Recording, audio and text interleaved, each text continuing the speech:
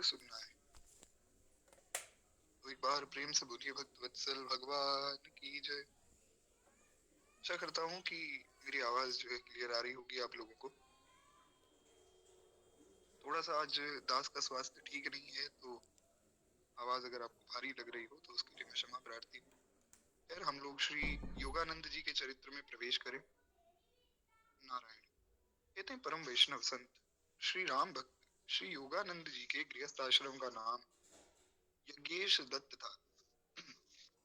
ये जो श्री योगानंद जी महाराज थे, इनका नाम था यज्ञेश दत्त। तो ये परम वैष्णव थे और श्री राम भक्त थे, श्री राम रूप के उपासक थे। आपके पिताजी श्री मणिशंकर जी परम यशस्वी वैदिक ब्राह्मण थे। जो आपके पूज्य पिताजी थे, उनका नाम था मणिशंकर जी। वे एक वैदिक ब्राह्मण थे और भगवान सूर्य के बहुत बड़े उपासक थे। हमारे यहाँ पंचदेवों की उपासना विशेष रूप से बताई गई। उसमें श्री गणपति जी, श्री सूर्य भगवान, श्री शंकर जी, माँ भगवती पार्वती और भगवान नारायण, ये 5 जो देवता हैं, इनकी पूजा को श्रेष्ठ बताया गया। इनकी ही पूजा वास्तव में करनी चाहिए। ऐसा पंचदेवोपासना, उसमें से जिसका जो भाव बने, जिस स्वरूप में जिसका भाव बने, उसको उसकी उपासना करनी चाहिए। और इन 5 में से भी अगर कोई कहे कि सबसे श्रेष्ठ उपासना किसकी है, तो फिर श्री व्यास जी महाराज ने वर्णन किया कि आलोड्यम सर्व शास्त्राणि विचार्य च पुनः पुनः इदमेकं सुनिपन्नं च एयो नारायणो हरि। श्री व्यास जी महाराज कहते हैं कि मैंने जितने भी शास्त्र लिखे, आलोड्यम सर्व शास्त्राणि, जितने मैंने लिखे और जितने अन्य शास्त्र हैं, सब शास्त्रों का मैंने अवलोकन किया। और अवलोकन करके जो बात मेरी समझ में आई, विचार्य च पुनः पुनः, बार बार मैंने विचार किया, यानी कि बार बार सब शास्त्रों को पढ़ा, देखा, समझा। बार बार विचार करने के बाद तुम्हें कम सुनिष्पन्नम से, मैं एक निष्कर्ष पे पहुंचा। महाराज क्या निष्कर्ष निकला आपकी बात का? ध्येयो नारायणो हरि। श्री व्यास जी कहते हैं कि एक निष्कर्ष जो मेरी इस विचार का निकला, मेरे इस अवलोकन का निकला, वो है कि ध्येयो नारायणो हरि, भगवान नारायण ही वास्तव में ध्येय है। भगवान नारायण की उपासना ही सर्वश्रेष्ठ है। इस प्रकार से तो ये समझना चाहिए। बाकी जिसका जिसमें भाव बने, जे की जही पर सहज स्नेह हो, स्वामी जी ने कहा जिसका जिस पे स्नेह है उसी की ही उपासना है। तो हमें ऐसा नहीं समझना चाहिए कि कोई अगर गणपति जी की उपासना कर रहा है, या कोई माँ भगवती पार्वती की उपासना कर रहा है, या शंकर जी की या सूर्य भगवान की उपासना कर रहा है, तो वो भक्त नहीं है, वो वैष्णव नहीं है। ऐसा नहीं समझना चाहिए। सबका अपना अपना भाव है, सबके अपने अपने इष्ट हैं, तो सबका आदर करना चाहिए। नारायण। एक बार प्रेम से बोलिए भक्त वत्सल भगवान की जय। तो महाराज इस प्रकार से श्री योगानंद जी, श्री यज्ञेश दत्त जी, इनके पूज्य पिताजी श्री मणिशंकर जी वैदिक ब्राह्मण थे और सूर्य भगवान के बहुत बड़े उपासक थे। भगवान सूर्य देव के वरदान से गुजरात प्रांत में सिद्धपुर में आपका जन्म जो है वैशाख कृष्ण सप्तमी के दिन संवत 1457 में हुआ।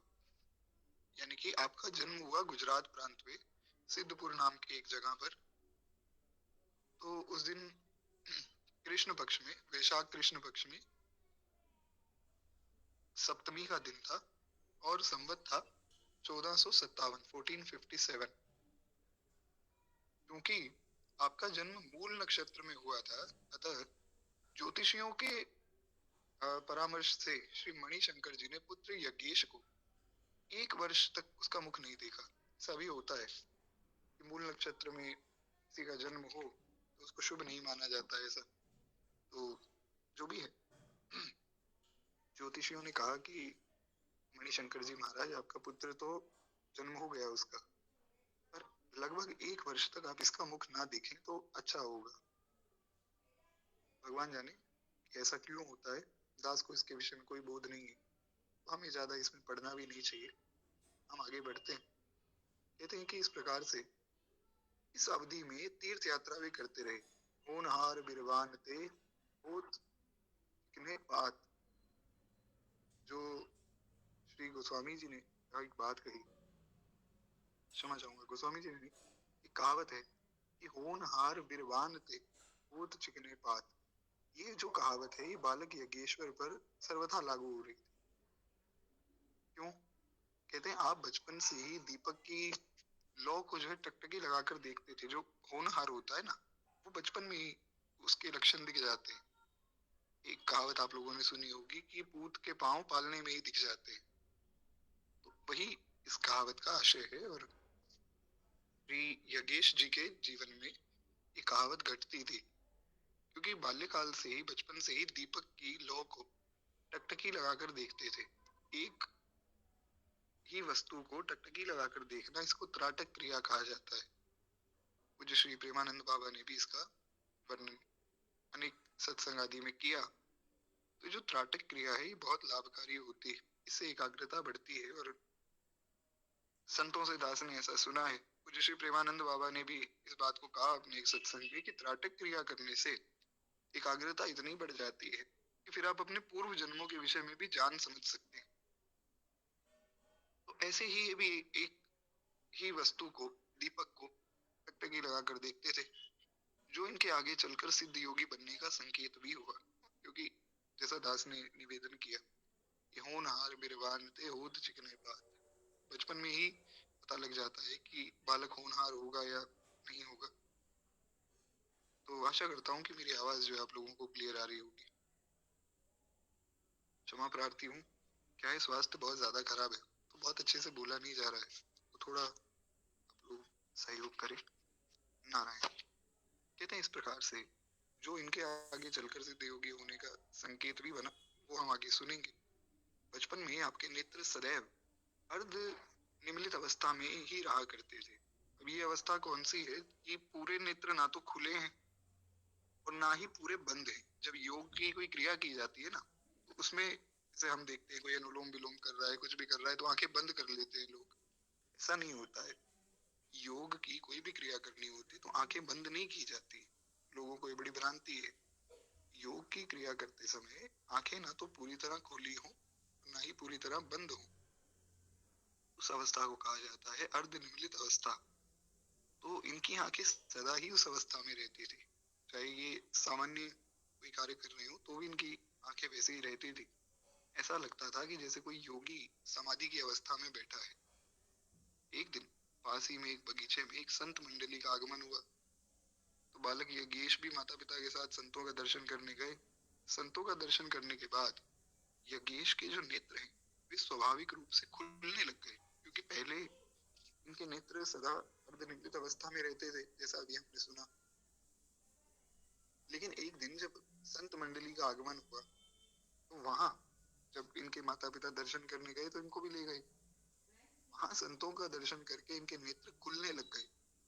9 वर्ष की अवस्था में बालक यज्ञेश का यज्ञोपवीत हुआ और वे पंडित श्री नाथ जी महाराज की पाठशाला में विद्याध्ययन करने लगे। बालक यज्ञेश जो है विलक्षण प्रतिभावान थे। इनकी प्रतिभा बहुत विलक्षण थी पढ़ने में, और जो है जो भी गुरुकुल का कार्य है सब कार्य करने में ये बड़े कुशाग्र थे, बड़े प्रज्ञ थे।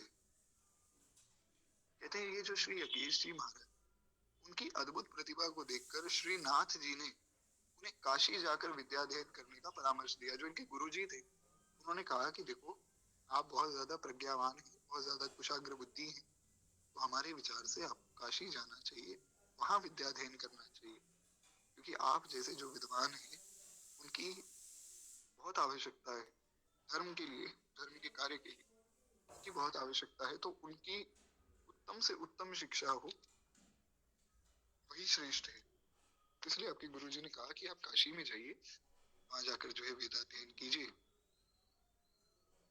बालक यज्ञेश जो है गुरु उपदेश को स्वीकार करके काशी में पहुंच गए।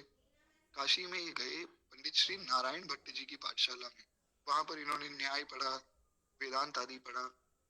थोड़े ही दिन में आपकी गणना काशी के प्रतिष्ठित पंडितों में हो गई। अब सोचिए कि अभी वे काशी गए हैं और पढ़ाई करना शुरू किया है, अभी विद्वान नहीं बने, अभी पढ़ना शुरू किया है और थोड़े ही दिनों में आपको प्रतिष्ठित पंडितों में गिना जाने लग गया। इसका आशय ये है कि बहुत जल्दी सब कुछ ये समझ गए, सीख गए। तो जैसा हमने पूर्व में भी चर्चा की थी कि भगवान के जो भक्त होते हैं, जो वैष्णव होते हैं, उनको कुछ पढ़ना लिखना नहीं पड़ता है, वे तो पढ़े पढ़ाए आते हैं, वे तो हम जीवों का उद्धार करने आते हैं महाराज। तो बहुत इनकी ख्याति भी हुई। और इसके बाद आप योग का अभ्यास करने लगे।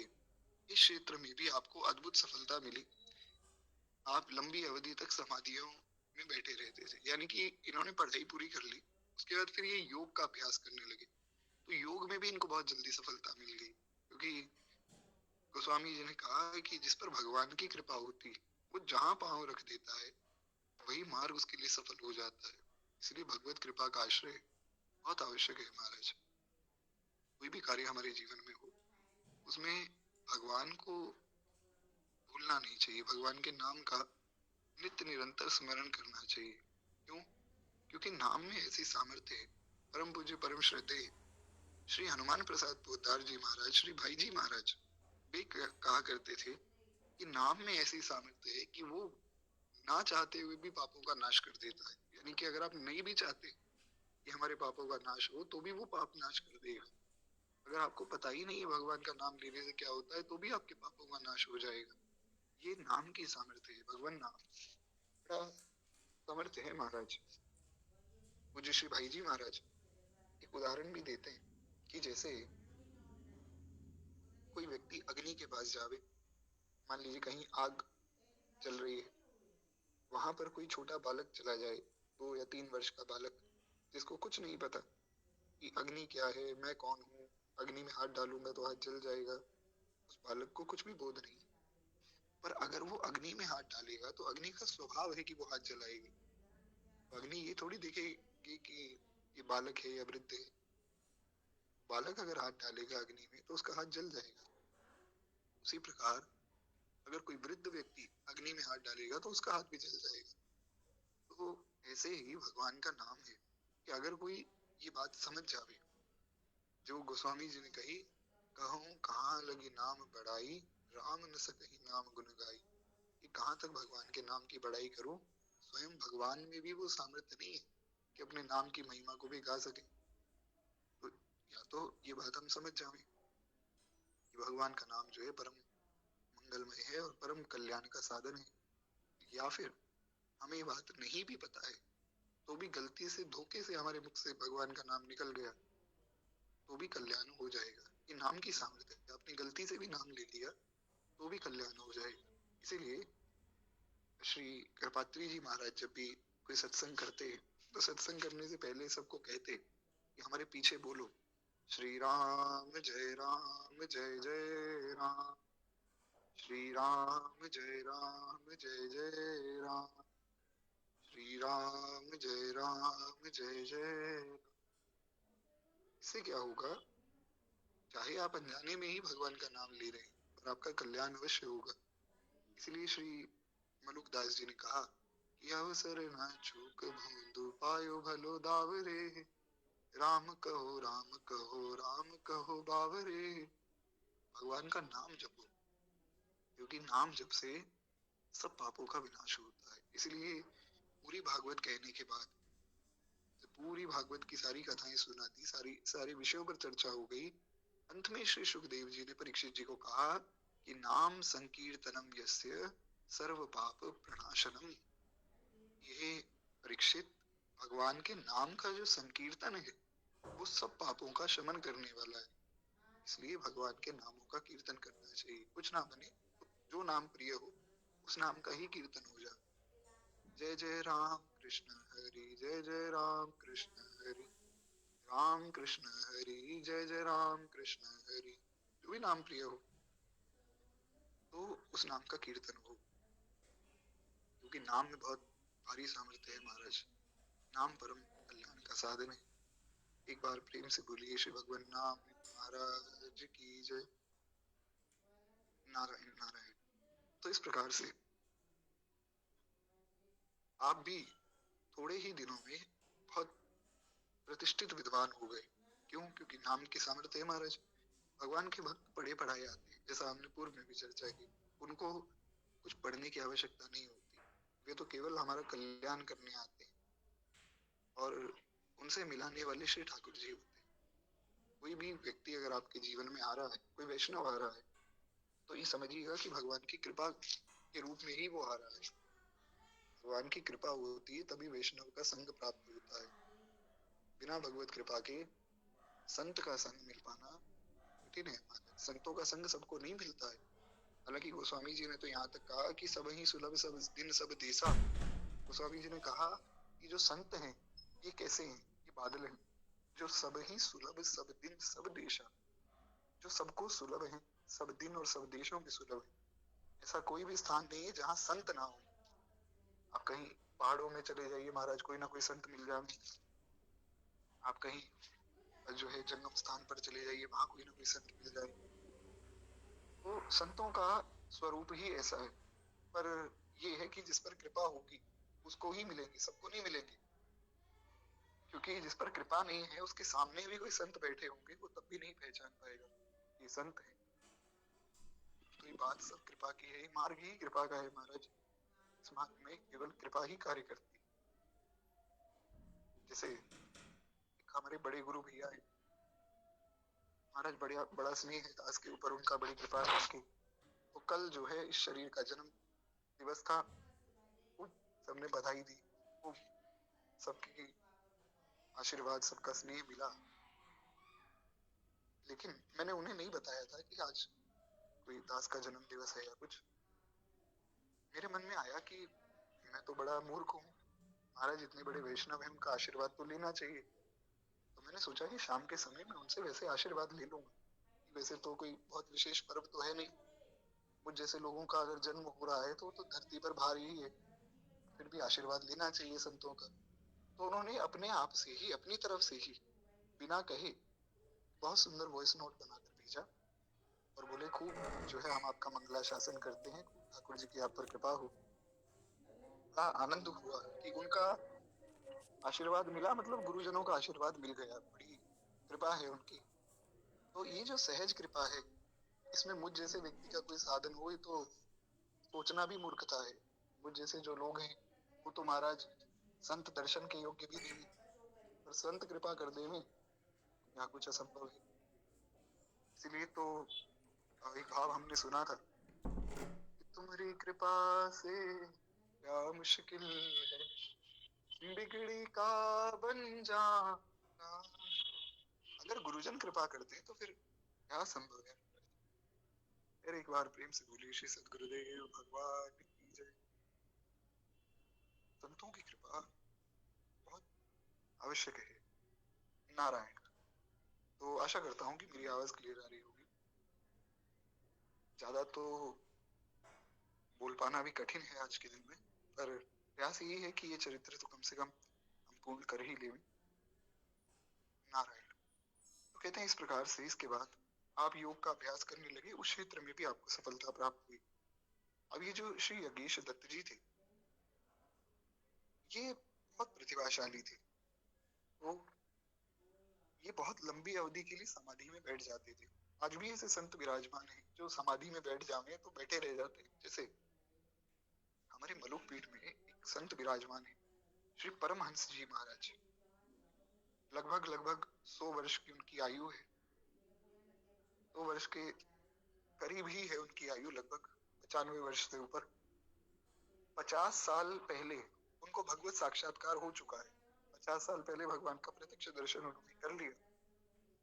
और नित्य उनका नियम है कि रात को 1:30 बजे वे भजन में बैठते हैं और सुबह 8-9 बजे तक एक ही आसन से भजन करते रहते हैं।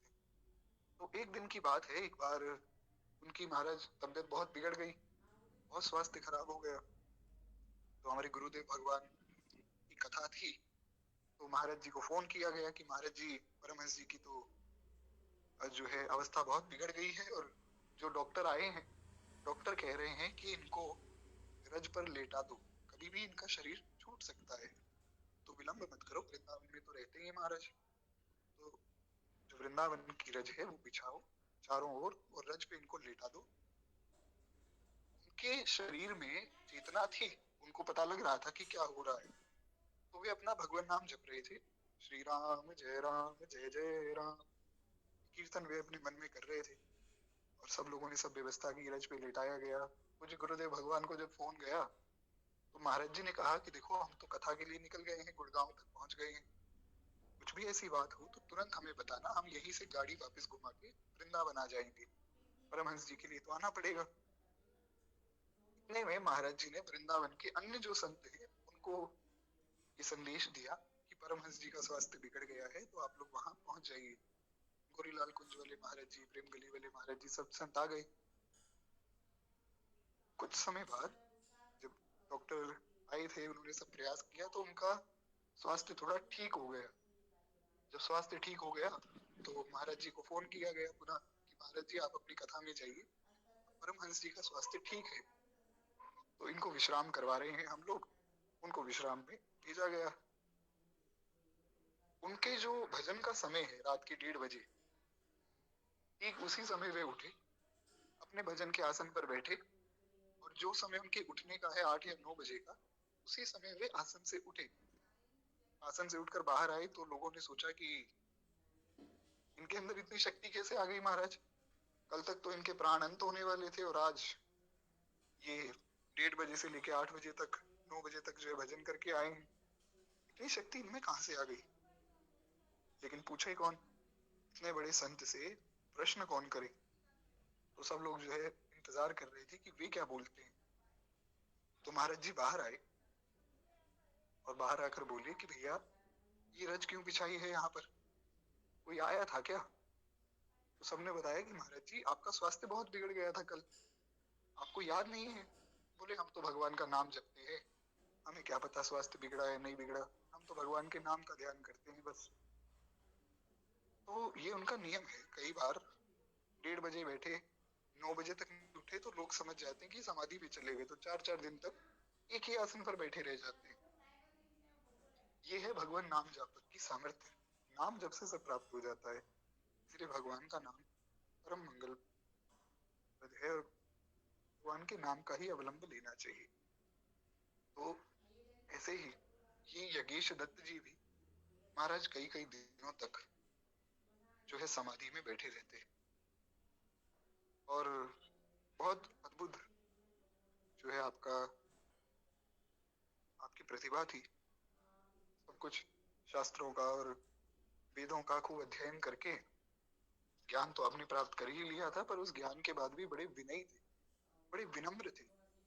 विनम्रता बहुत आवश्यक है, वरना हमारे महाराज जी कहते हैं जिस व्यक्ति के पास ज्ञान है और वो अगर विनम्र नहीं है तो उसका ज्ञान क्षीण हो जाएगा। इसलिए अगर ज्ञान है तो भी विनम्र रहना चाहिए। नारायण। आशा करता हूँ कि मेरी आवाज क्लियर आ रही होगी। तो अब हम थोड़ा और आगे बढ़े। कहते एक बार की बात है कि आप 17 महीने तक लगातार समाधि की अवस्था में बैठे रहे। एक दिन 2 दिन नहीं, 17 महीने, लगभग लगभग 1.5 साल तक एक ही आसन पे समाधि की अवस्था में आप बैठे रहे। ऐसी अद्भुत जो है आपकी समाधि की सिद्धि हो गई थी। मुझे केवल 1 मिनट दीजिए।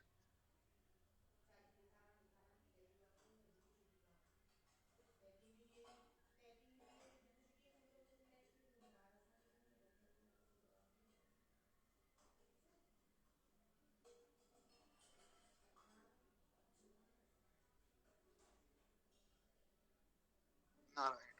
आशा करता हूँ मेरी आवाज आप लोगों को आ रही होगी। जी बिल्कुल, खैर खूब आपका धन्यवाद है विलाशा माता जी।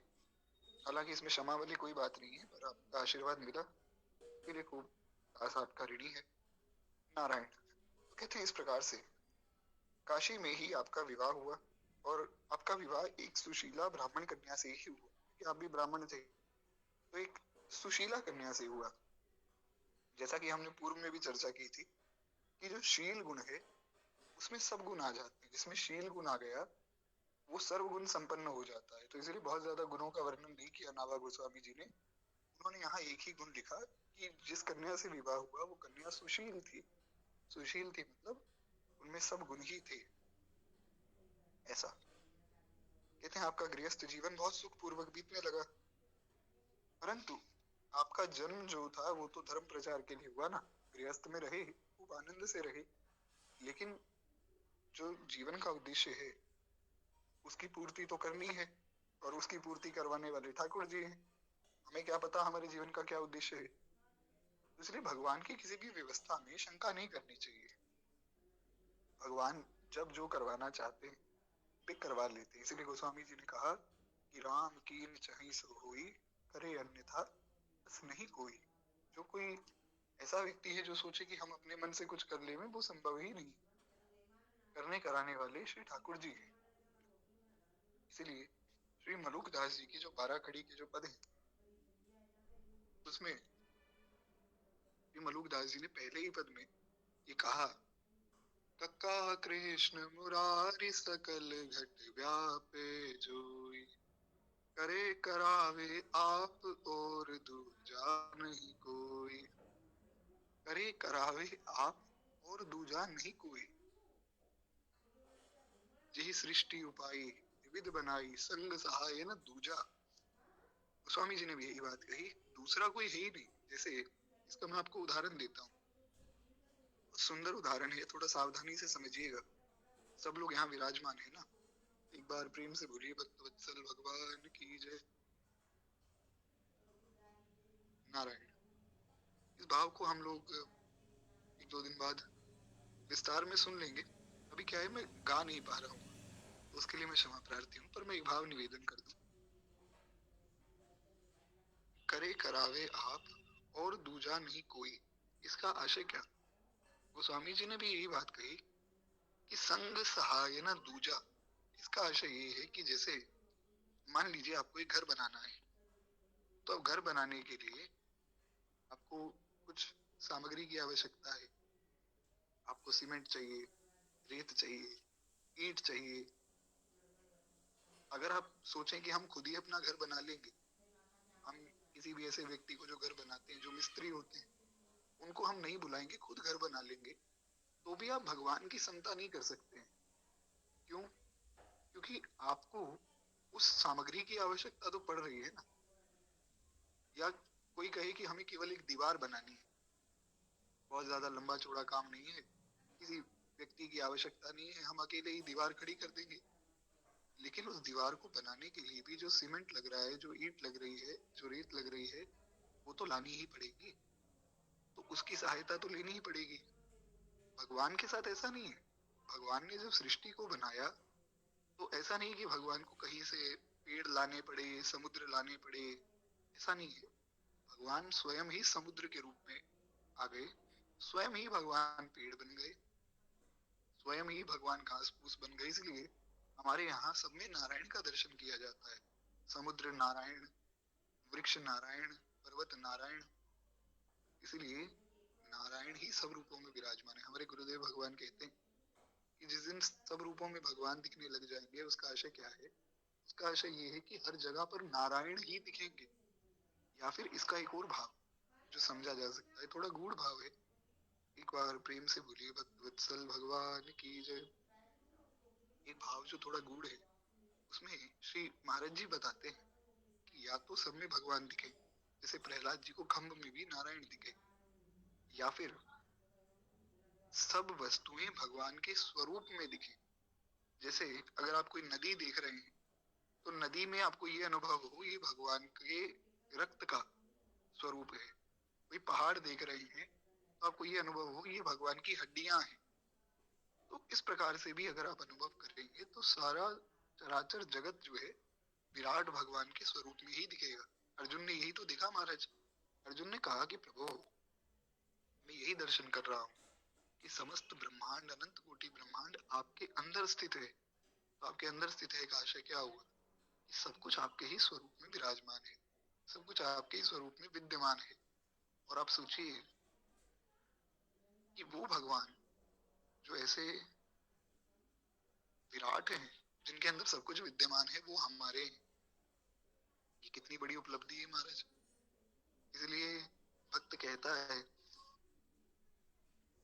हमारी सदगुरु बाह गहे, सदगुरु देव ने बाह पकड़कर कितनी बड़ी कृपा कर दी कि भगवान हमारे हो गए, हम भगवान के हो गए। महाराज वो विराट भगवान जिनमें सब कुछ विराजमान है वो हमारे हैं। इस बात का अनुभव कीजिए, आपको स्वतः ही समझ आएगा कि कितनी बड़ी उपलब्धि है। ये अपने पुरुषार्थ से मिल जावे तो संभव ही नहीं, गुरु कृपा से प्राप्त होती है। एक बार एक व्यक्ति गिरिराज जी वाले पंडित जी महाराज, परम पूज्य परम श्रद्धेय प्रातः स्मरणीय श्री गया प्रसाद जी महाराज के पास पहुंचा। खूब रोते रोते वो व्यक्ति पहुंचा कि महाराज अब तो कृष्ण दर्शन करना है और अब तो रहा नहीं जाता है। देखो चाहत कमल नयन को, नित दिन रहत उदासी, अखियां हरि दर्शन की प्यासी। उन्होंने कहा अब तो बस रहा नहीं जाता है, कृष्ण दर्शन करा दीजिए। बहुत रो रहे थे पंडित जी, तो महाराज पंडित जी थे। पंडित जी ने कहा कि रोने धोने से काम नहीं चलेगा, मुझे प्रसन्न कर लो। श्री कृष्ण तो मेरी मुट्ठी में है, जब कहोगे तुम्हारी झोली में डाल दूंगा, मुझे प्रसन्न कर लो। इसलिए संतों का आश्रय परम आश्रय है महाराज, भगवान का आश्रय लिया गजराज ने। कथा आप सबको ज्ञात है, गजराज ने भगवान का आश्रय लिया, पुकारा है। तो सूरदास जी महाराज कहते हैं कि जब गजराज ने पुकारा तो आए आधे नाम, सुनेरी मैंने निर्बल केवल राम। अब क्या है कि कंठ इतना अवरुद्ध हो रहा है, कोई भाव की वजह से नहीं, तो ऐसा नहीं कि मैं बहुत भाव में हूँ, ऐसा नहीं। महाराज इस अस्वस्थता के कारण कुछ गाया नहीं जा रहा है, तो इस पद को हम बाद में सुन लेंगे। पर इस पद में बड़ी सुंदर बात कही श्री सूरदास जी ने कि भगवान को जब गजेंद्र ने पुकारा है तो महाराज भगवान आधे नाम में ही दौड़ कर आ गए। हरि तो बोला ही नहीं पूरा, हाँ बोलते ही तो भगवान पहुंच गए। तो भगवान ने गजराज का उद्धार किया। एक कथा ऐसी प्राप्त होती है। एक बार प्रेम से बोलिए भक्तवत्सल भगवान की जय। नारायण। एक कथा ऐसी प्राप्त होती है कि भगवान ने गजेंद्र का उद्धार कर दिया और गजेंद्र को भगवान अपने साथ ले गए कि तुम चलो हमारे साथ हमारे बैकुंठ धाम। गजेंद्र महाराज बड़ा प्रसन्न हुआ, भगवान जा रहे हैं, साथ में गरुड़ जी हैं, साथ में जो है गजेंद्र है। भगवान भी बड़े प्रसन्न है कि मेरा भक्त जो है मेरे साथ आ गया। गजेंद्र भी बड़ा प्रसन्न है कि हमें ठाकुर जी मिल गए महाराज, इससे बड़ी क्या उपलब्धि है। तो भगवान जब बैकुंठ में पहुंचे तो द्वार पर पहुंचते ही भगवान ने देखा श्री लक्ष्मी जी भगवान के स्वागत में खड़ी, अर्धांगिनी है। तो महाराज पति को परमेश्वर माना गया और लक्ष्मी जी के पति तो साक्षात परमेश्वर हैं ही। तो लक्ष्मी जी ने भगवान के स्वागत में खूब सुंदर जो है व्यवस्था की। लक्ष्मी जी द्वार पर खड़ी, लक्ष्मी जी के पीछे ग्राह खड़ा था। जो ग्राह गजेंद्र को पानी में खींच रहा था, तथा आप सबको ज्ञात है वो ग्राह लक्ष्मी जी के पीछे खड़ा था और बड़ा मुस्कुरा रहा था।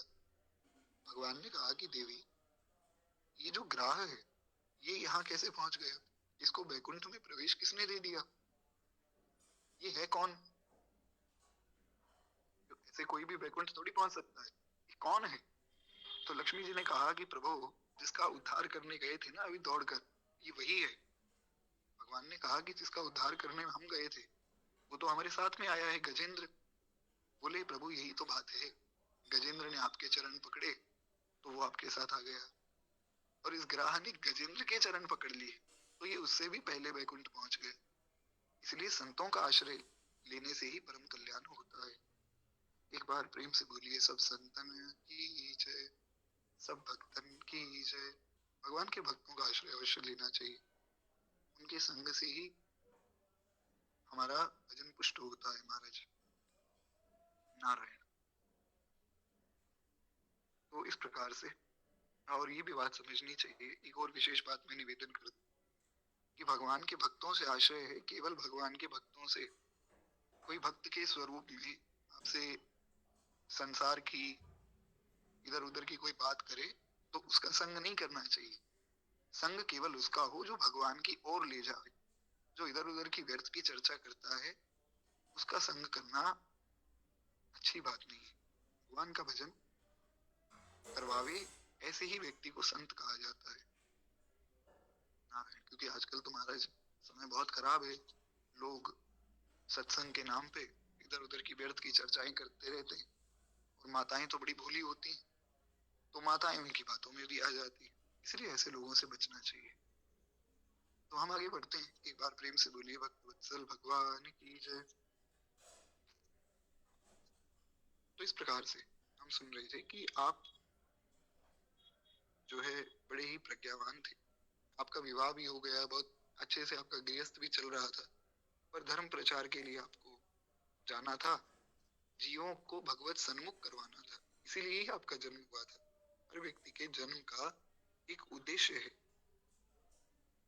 तो आपको जो है सब जीवों को भगवान की शरण में लेकर जाना था। अतः गृहस्थ जीवन से अधिक समय तक वे रहे नहीं गृहस्थ में, अपना घर छोड़कर फिर वे चले गए। मुझे केवल 1 मिनट दीजिए।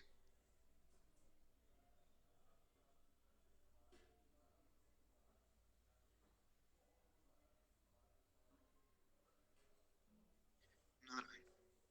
आशा करता हूँ कि मेरी आवाज आप लोगों को आ रही होगी। तो कहते हैं इस प्रकार से आप ज्यादा समय तक गृहस्थ में रहे नहीं और अपनी अर्धांगिनी का परलोक गमन आपने देख लिया। यानी कि इनकी जो पत्नी थी उनका परलोक गमन हो गया। तो ये जो घटना हुई, मतलब अभी ज्यादा समय नहीं हुआ था आपके विवाह को, तो अभी बहुत कम समय ही हुआ था। इतने में ही आपकी अर्धांगिनी तो भगवान के धाम चली गई महाराज। तो इस घटना ने आप में संसार के प्रति वैराग्य को जन्म दे दिया। पहले अपनी पत्नी के प्रति बड़े आसक्त थे, बड़े अनुरक्त थे।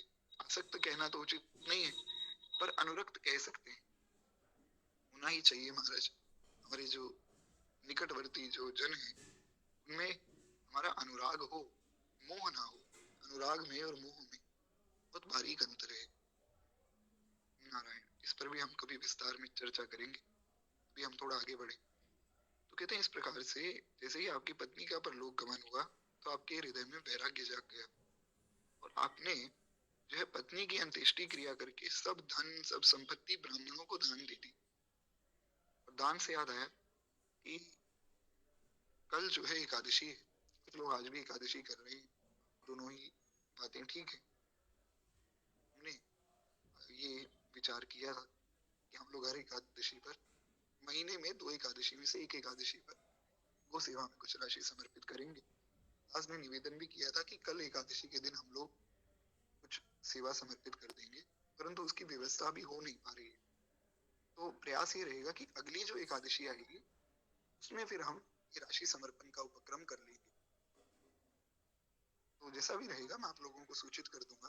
अभी क्या है कि मेरा बैंक बंद है, भगवान जाने कितने दिन तक रहेगा। तो जैसे ही सब व्यवस्था बनती है फिर हम गो सेवा की जो राशि है उसका समर्पण कर देंगे। बाकी आप लोगों से मेरी प्रार्थना है एकादशी के दिन आप लोग अपने निकटवर्ती गौशाला आदि में जाकर गो सेवा अवश्य करें। नारायण। वो कहते हैं इस प्रकार से अपनी पत्नी का अंत्येष्टि कर्म करके ब्राह्मणों को सब कुछ दान दे दिया। फिर अकिंचन रूप में आप भगवान विश्वनाथ के दर्शन करने के लिए गए। काशी में रहते थे तो फिर बहुत अकिंचन हो गए क्योंकि अब कुछ पास में तो रहा नहीं। ब्राह्मण को अकिंचन ही होना चाहिए। शास्त्र में ब्राह्मण का स्वरूप अकिंचन ही बताया गया। क्यों? इसके पीछे भी कथा प्राप्त होती। और ज्यादा बड़ी कथा तो नहीं है, आप लोग कहें तो मैं आप लोगों को सुना देता हूँ। यद्यपि आप लोगों ने सुनी भी होगी। एक बार महाराज जी ये चर्चा चली कि त्रिदेव है, ब्रह्मा विष्णु महेश। इनमें सबसे बड़ा कौन? कौन ऐसा है जिसकी उपासना सबको करनी चाहिए? ऋषियों के बीच में चर्चा चली तो सब ऋषियों ने भृगु ऋषि को कहा कि आप जाइए और त्रिदेवों की परीक्षा लीजिए। भृगु जी को चुना गया महाराज। भृगु जी ब्रह्मा जी के पास गए, ब्रह्मा जी का अपमान किया, ब्रह्मा जी ने भगा दिया। शंकर जी के पास गए, शंकर जी का अपमान किया, शंकर जी ने भगा दिया। वैकुंठ में भगवान नारायण के पास गए। भगवान तो महाराज भगवान है, कितना अद्भुत दिव्य भगवान का स्वरूप है। श्वेत वर्ण के विशाल, बड़े कोमल, बड़े मधुर स्वरूप वाले श्री शेष नारायण भगवान है। और पूरा समुद्र जो है क्षीर का समुद्र है, क्षीर सागर है, उसमें भगवान निवास कर रहे हैं। भगवान पौड़े हुए हैं। तो महाराज मंद मंद श्री ठाकुर जी के मुख पे मुस्कान है। नेत्र भगवान ने बंद किए हुए हैं। भगवान के नेत्र भी बड़े विशाल हैं। नेत्र बंद करके श्री ठाकुर जी अपने भक्तों का ध्यान कर रहे हैं। और श्री लक्ष्मी जी सुंदरता कहूँ सुंदर करही, तो सुंदरता को सुंदर बनाती है। वो श्री लक्ष्मी जी भगवान के कोमल चरणारविंदों को दबा रही हैं। भगवान मुस्कुरा रहे हैं और भृगु जी महाराज पहुंचे। पहुंचे तो ना कुछ बोले, ना कोई प्रणाम किया, सीधा महाराज शेष भगवान के ऊपर चढ़े और श्री ठाकुर जी की छाती में लात मार दी। लात मार दी तो उनको लगा कि अब नारायण भी मुझे डांटेंगे, भगा देंगे। नारायण ने ऐसा नहीं किया। भगवान ने कहा कि भृगु जी, अरे महाराज आपके इतने कोमल चरण हैं, मेरी इतनी कठोर छाती, मेरा जो वक्षस्थल है वो बड़ा कठोर है, कहीं आपके पाँव में चोट तो नहीं लग गई, कहीं आपको कष्ट तो नहीं हो गया। तो भृगु जी ने निर्णय किया कि यही वास्तव में जो है सब देवों के द्वारा भी पूजनीय है। इसलिए हमने कथा की शुरुआत में भी चर्चा की कि ध्येयो नारायण करी, नारायण की उपासना ही सर्वश्रेष्ठ है। सिद्ध हो गया, ये तो सिद्ध हो गया। भगवान को सारी बात भी बता दी भृगु जी ने। भगवान भी बड़े प्रसन्न हुए, लेकिन लक्ष्मी जी को बड़ा क्रोध आया। लक्ष्मी जी ने कहा कि ठीक है, आपको परीक्षा लेनी थी, आप कोई और तरीका निकालते परीक्षा लेने का। मेरे सामने आपने मेरे ही पति देव की छाती पर लात मार दी, मेरे स्वामी की छाती पर आपने लात मार दी, ये तो बहुत अच्छी बात नहीं है। मैं आपको श्राप देती हूँ कि जितने भी ब्राह्मण होंगे, क्योंकि ब्राह्मण थे भृगु जी, तो लक्ष्मी जी ने श्राप दिया कि जितने भी ब्राह्मण होंगे मैं उनके पास कभी नहीं जाऊंगी, वो अकिंचन ही रहेंगे। महाराज ब्राह्मणों का स्वरूप फिर अकिंचन हो गया। अब एक प्रश्न ये हो सकता है कि बहुत से ऐसे भी ब्राह्मण हैं जो अकिंचन नहीं है, जो महाराज को संपत्ति वाले हैं, तो उसमें कार्य करती है भगवान की कृपा। जिसको भगवान कर्मों के अनुरूप जो देना चाहे वो भगवान दे देते हैं। प्रायः ये देखा जाता है कि ब्राह्मण का स्वरूप अकिंचन ही होता है। ऐसा ये तो भगवान जिस पर कृपा करें उसका फिर प्रारब्ध आदि और श्राप आदि से कुछ असर रहता नहीं। इसलिए इस प्रकार से इस बात को समझा जाना चाहिए, अपवाद के रूप में भी समझा जाना चाहिए। क्योंकि श्री भृगु जी ने कहा कि ठीक है देवी, अगर आप ऐसा श्राप हमें दे रही हैं, कोई बात नहीं, हम ब्राह्मण अकिंचन रह लेंगे, और हमारे पास एक ऐसी विद्या है जिससे हम कभी अकिंचन नहीं रहेंगे। उस विद्या को जो ब्राह्मण जान लेगा उसके पास खूब संपत्ति हो जाएगी। वो विद्या है ज्योतिष। तो भृगु जी ने फिर ज्योतिष की रचना कर दी। ज्योतिष की रचना से क्या हुआ कि जो ब्राह्मण है ज्योतिष का कार्य करते हैं, उनका वो महाराज की बड़ी प्रतिष्ठा है समाज में। अब वो सही कर रहे हैं गलत कर रहे हो तो भगवान जाने।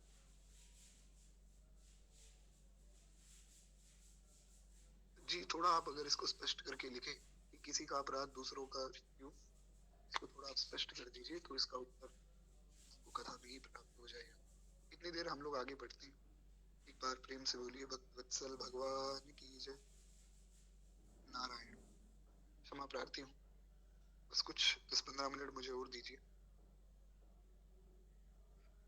कहते हैं इस प्रकार से आपके हृदय में उत्कट वैराग्य जाग गया। अकिंचन तो आप हो ही गए थे, तो अकिंचन रूप में भगवान विश्वनाथ जी के दर्शन करने के लिए आप गए। वहीं आपको एक प्रेरणा हुई कि इस विधि का जो है विधान मानकर इसको स्वीकार करो। ये जो घटना आपके साथ हुई है, आपकी पत्नी का परलोक गमन हो गया, इसको विधि का विधान मानो, इसको स्वीकार करो और स्वामी श्री रामानंदाचार्य जी महाराज की शरण ग्रहण करो। तो यज्ञेश जी मंदिर से सीधे आचार्य चरण के आश्रम में पहुंचे। पंचगंगा घाट पे हमने सुना था आचार्य चरण का आश्रम है, तो वहां पर भी गए और आचार्य चरण के शिष्यत्व को ग्रहण कर लिया।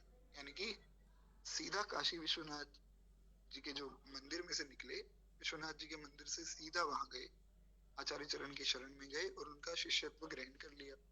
आपकी मंत्र दीक्षा आदि भी हो गई। स्वामी जी ने बड़ी कृपा की और स्वामी जी ने कृपा करके आपको श्री राम मंत्र का उपदेश दिया और यज्ञेश दत्त जी का नाम हो गया योगानंद जी महाराज। स्वामी जी की आज्ञा से श्री अनंतानंद जी ने आपको प्रस्थानत्रयी पर आनंद भाष्य का बोध कराया। प्रस्थानत्रयी क्या है, आनंद भाष्य क्या है, ये विस्तृत विषय है। इन पर हम कभी भगवान कृपा करेंगे तो विस्तार में चर्चा करेंगे। भी हम थोड़ा आगे बढ़े। कहते हैं श्री योगानंद जी महाराज भगवान श्री राघवेंद्र सरकार के अनन्य भक्त थे। हमने जैसा कि इनके चरित्र की शुरुआत में भी सुना कि परम राम भक्त थे। तो श्री रामानंदाचार्य जी की दिग्विजय यात्रा के समय में आप श्री ठाकुर जी का सिंहासन अपने सिर पर रखकर ले जा रहे थे। स्वामी जी की पालकी के आगे वे उल्टे पैरों में चल रहे थे, यानी कि जैसे यात्रा जा रही है तो भगवान की पीठ हो जाए यात्रा की तरफ, ये तो उचित नहीं, क्योंकि भगवान की जो पीठ है वो अधर्म का निवास वहां माना गया, इसलिए भगवान की पीठ हो जाए ये उचित नहीं है। भगवान को ना तो पीठ दिखानी चाहिए और ना ही भगवान की पीठ देखनी चाहिए। तो श्री योगानंद जी ने क्या किया कि ये उल्टे पांव, जो रथ है उसके आगे उल्टे पांव चल रहे थे, ताकि श्री ठाकुर जी का दर्शन आचार्य चरण को होता रहे और आचार्य चरण का दर्शन श्री ठाकुर जी को होता रहे। तो इन्होंने अपने सिर पे भगवान की पालकी को रखा। और जी, बड़ा सुंदर प्रश्न है जी, खूब धन्यवाद निशा माता जी। नारायण। देखिए, भृगु जी के इस कृत्य का जो परिणाम है वो सबको क्यों भोगना पड़ रहा है, उसका कारण ये है कि जो सप्तऋषि हैं उनको प्रतिनिधित्व का दायित्व मिला है, वो प्रतिनिधि हैं सबके। जैसे हमने वो कहावत सुनी कि आटे के साथ घुन भी पिस जाता है, तो ऐसे ही सब ब्राह्मणों के प्रतिनिधि हैं सप्तऋषि। तो अगर वे कोई कार्य करते हैं तो वो सब ब्राह्मणों को उस कार्य में उनका सहयोग करना होता है, क्योंकि वे प्रतिनिधि हैं। घुन होता है जो जब कनक आती है गेहूं, तो गेहूं को जिसमें से निकाला जाता है, जो एक ऊपर की लेयर होती है, जो कवरिंग होती है, वो उसको घुन कहा जाता है। तो कई बार पूरी कवरिंग नहीं हटती है तो कई बार घुन घुन भी पिस जाता है ऐसा। तो ऐसे ही जो सप्तऋषि हैं वे प्रतिनिधि हैं सबके, इस कारण से उनको जब श्राप मिला तो वो सबको श्राप मिला।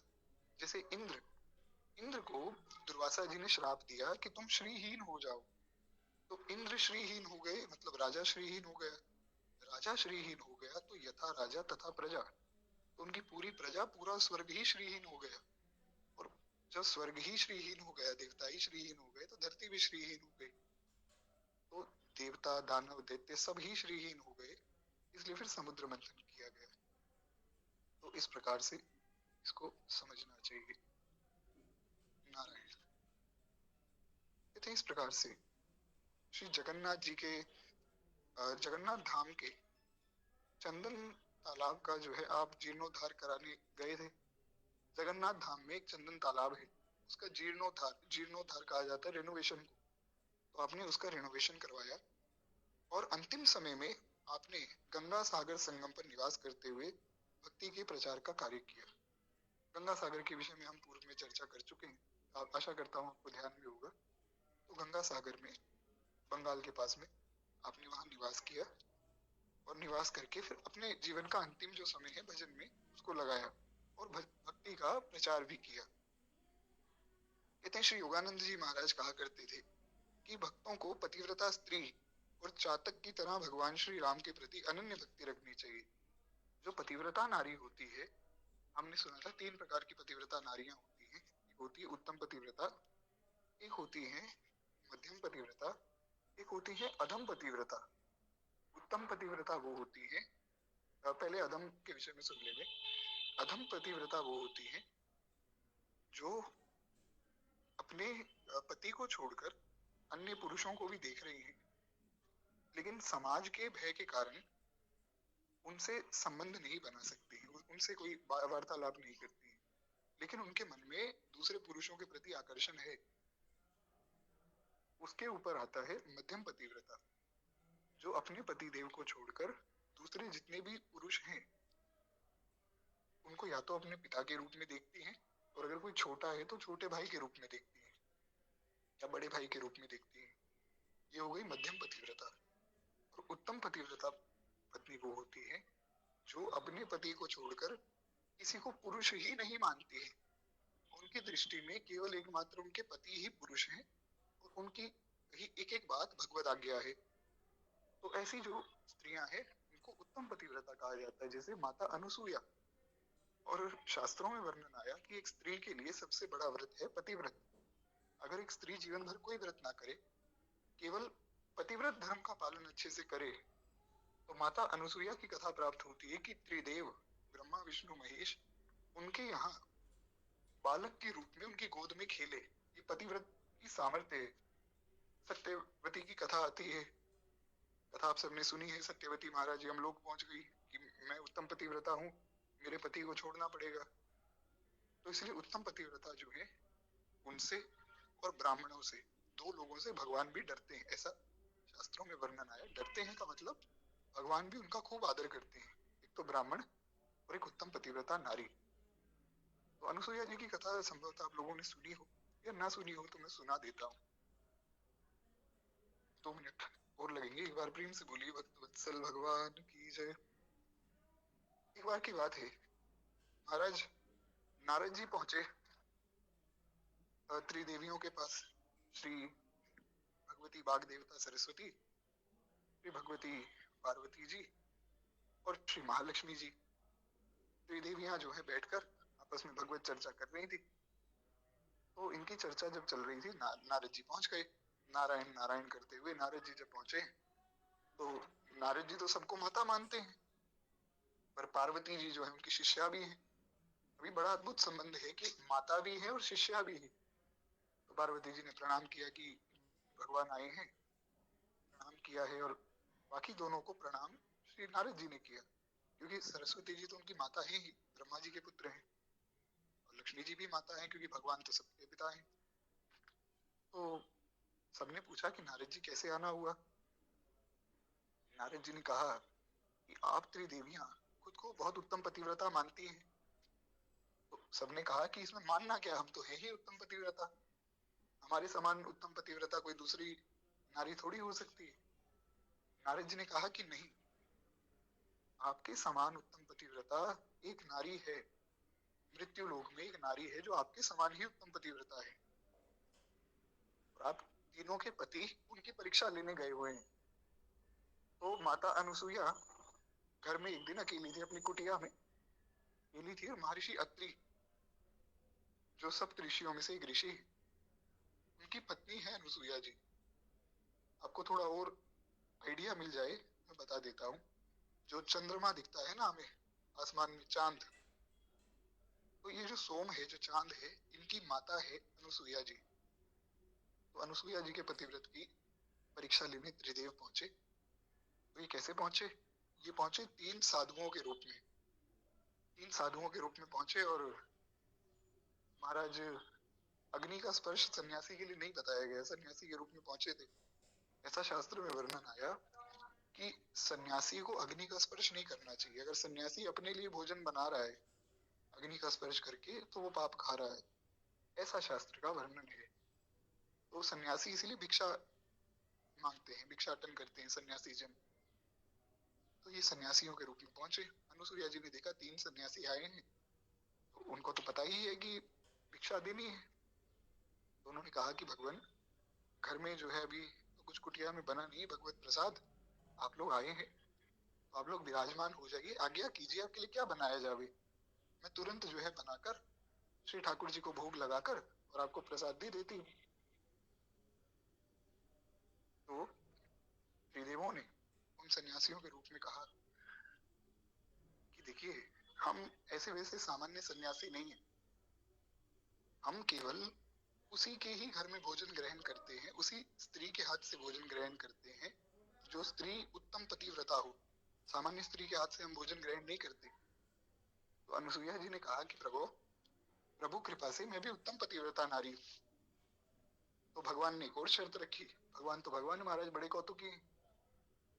भगवान ने कहा कि हम आपके हाथों से भोजन तभी ग्रहण करेंगे जब आप निर्वस्त्र होकर, बिना किसी वस्त्र के हमें भोजन करावेंगे। सुनने में थोड़ा सा ऐसा लग सकता है कि अरे भगवान ऐसी बात क्यों कह रहे हैं, पर इसको सावधानी से सुनेंगे समझेंगे तो समझ आएगा कि ये लीला बहुत विशेष है। इसलिए कथा में संशय नहीं करना चाहिए। गोस्वामी जी ने कहा कि नीति प्रीति परमार्थ स्वार्थ को न राम सन जान यथार्थ। नीति क्या है, प्रेम क्या है, परमार्थ क्या है और अपना स्वार्थ क्या है, राम जी से ज्यादा अच्छी तरह कोई भी इनको नहीं समझ सकता है। क्यों? क्योंकि रामो विग्रहवान धर्मा, स्वयं नारायण, स्वयं राम जी, स्वयं श्री ठाकुर जी वे धर्म का ही स्वरूप है। भगवान ही तो धर्म है, तो भगवान से अच्छा कौन धर्म को समझेगा? तो इसमें कोई भी गलत बात नहीं है। आशा करता हूँ मेरी आवाज आप सबको आ रही होगी। एक बार प्रेम से बोलिए भक्त वत्सल भगवान की जय। तो त्रिदेवों ने ये कहा कि जब आप निर्वस्त्र होकर हमें भोजन पवाएंगी तभी हम पाएंगे। तो अनुसुईया जी ने सोचा कि सन्यासी होकर ऐसी बात तो नहीं कह सकते। कोई भी साधु, कोई भी सन्यासी एक उत्तम पतिव्रता नारी को या किसी भी नारी को ये तो नहीं कहेगा कि आप निर्वस्त्र हो जाइए और फिर हमें भोजन कराइए। तो बहुत गलत बात है। तो अनुसुईया जी उत्तम पतिव्रता थी और उत्तम पतिव्रताओं को सिद्धियां स्वतः ही प्राप्त हो जाती। तो उन्होंने ध्यान लगाया और ध्यान लगाकर देखा कि ये तीनों और कोई नहीं है, साक्षात ब्रह्मा जी, शंकर जी और नारायण भगवान ही है। तो अनुसुईया जी ने कहा कि प्रभु ठीक है, अगर आप लोगों को यही स्वीकार्य है तो मैं निर्वस्त्र होकर आपको भोजन करा दूंगी। अब भगवान सोच में पड़ गए। भगवान ने कहा ये तो उत्तम पतिव्रता नारी है, ये पर पुरुष के सामने अपने वस्त्रों को कैसे खोलेंगी? तो अनुसुईया जी ने क्या किया कि प्रार्थना की भगवान से, हे प्रभु आप तीनों जो है बालक के रूप में आ जाओ, छोटे छोटे बालकों के स्वरूप में आप आ जावें और फिर जो है मैं आपको स्तनपान करा दूंगी, तो आपका भोजन भी हो जाएगा। और माता को जो है निर्वस्त्र कोई बालक देखे तो कोई मर्यादा नहीं है, परंतु 1 वर्ष के बालक को तो पता ही नहीं वस्त्र क्या है, माता क्या है और पयोधर क्या है, उसको तो कुछ भी ज्ञात नहीं है। तो ये मर्यादा भी रह जाएगी, आपकी मर्यादा भी रह जाएगी। और इस प्रकार से आपने जो है त्रिदेवों को प्रेम से फिर स्तनपान कराया, उनकी क्षुधा को शांत किया और त्रिदेवों ने आशीर्वाद दिया कि आपसे बड़ी संसार में कोई पतिव्रता नारी नहीं हो सकती। इसीलिए आप देखेंगे रामायण में भी जब भगवान अत्रि जी के आश्रम में पहुंचे तो वहां पर अनुसुईया जी ने साक्षात जानकी जी को पतिव्रत धर्म की शिक्षा दी है। और वो पतिव्रत धर्म की शिक्षा इतनी सुंदर है, वाल्मीकि रामायण में भी है और मानस जी में भी है। दास ने पूर्व में भी निवेदन किया कि स्त्रियों को वो प्रसंग एक बार तो अवश्य पढ़ना चाहिए, बहुत अच्छा प्रसंग है। तो उसमें जो जो शिक्षाएं, 2 प्रसंग है। एक तो जो माता मैना ने पार्वती जी को पतिव्रत धर्म की शिक्षा दी और एक जो है अनुसुईया जी ने जानकी जी को जो शिक्षा दी। 2 प्रसंग बड़े विशेष हैं। अभी जो त्रिदेव हुए, ये जो बालक बन गए, ये ही इनके बालक के रूप में भी आ गए, बालक बन गए ना उनके लिए। तो भगवान विष्णु बन गए दत्तात्रेय भगवान, शिव जी बन गए दुर्वासा जी और ब्रह्मा जी बन गए चंद्रमा। तो इस प्रकार से आपके 3 पुत्र हुए, अनेक पुत्र हुए, ये त्रिदेव इन तीनों के रूप में आए है। एक बार प्रेम से बोलिए श्री अनुसुईया माता की जय। अनुसुईया जी का स्मरण करने से पाप कटते हैं महाराज। नारायण। तो अब जो है वाणी को हम यही विश्राम देंगे। दोहावली जी का श्रवण हम कल कर लेंगे। कल की कथा का समय मैं आपको सूचित कर दूंगा, संभवतः शाम का रहेगा, बाकी जैसी हरी इच्छा आपको सूचित कर दूंगा। अभी हम लोग भक्तमाल जी की आरती करें। किसी का कोई प्रश्न आदि हो तो आप मुझे व्हाट्सएप कर सकते हैं। अभी क्या है कि मुझसे बोला नहीं जा रहा है, तो प्रश्नों का समाधान हम वहां देख लेंगे। आरती करके वाणी को विश्राम देंगे। इस धन्य नाभा आरती की, आरती आरत हरे, ये भक्त भगवत की कथा सब विश्व का मंगल करे। इस धन्य नाभा भारती की, आरती आरत हरे। नर जाति जब माया विवश अज्ञान तम में पग गई, जन भारती आभा तभी जग जग गई जग। ज्ञान माया मोह तम की काली माँ कलही, प्रेम समता सत्य सुचे कंज कलिकाएं खिली। उलूक खल कली मल सकल उड़न प्रवाहत हो गए, तब सब पथिक सुंदर सुखद हरि भक्ति पथ को पा गए। इस भक्त माला के सकल हरि भक्त जन दाया करो, सच्ची अहिंसा भक्ति में विज्ञान दे, माया हरो इस धन्य ना भारती की, आरती आरत हर